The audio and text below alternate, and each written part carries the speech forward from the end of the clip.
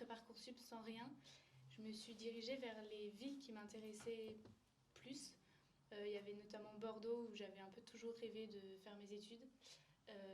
J'avais regardé Paris aussi et la Bretagne, Rennes. Sauf qu'avec mon bac littéraire, j'ai été à plusieurs reprises refusée dans les écoles parce que pas assez scientifique. Et du coup, les gens me disaient pas d'espoir, vous n'y arriverez pas, vous ne serez pas en mesure d'y arriver. Et j'ai postulé à l'IOB et tout de suite, lors de mon entretien avec Monsieur Staff, ça s'est très bien passé. Et il m'a dit que ce serait peut-être un peu plus dur, mais que pour autant, on était là pour.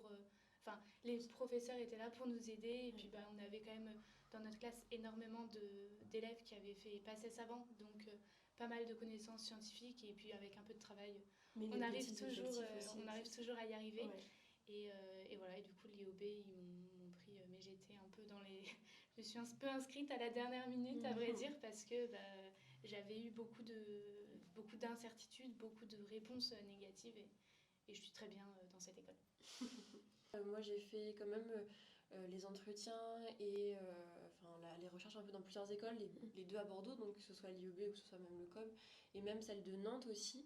Et je suis allée les voir, je suis allée rencontrer les directeurs, etc. Et il y a eu les 3 entretiens. Et en fait, ce qui m'a vraiment décidée, c'est l'entretien avec l'IOB, que j'ai trouvé vachement plus humain. Avec Monsieur Staff, qui était vachement plus humain que dans les 2 autres écoles que j'avais visitées.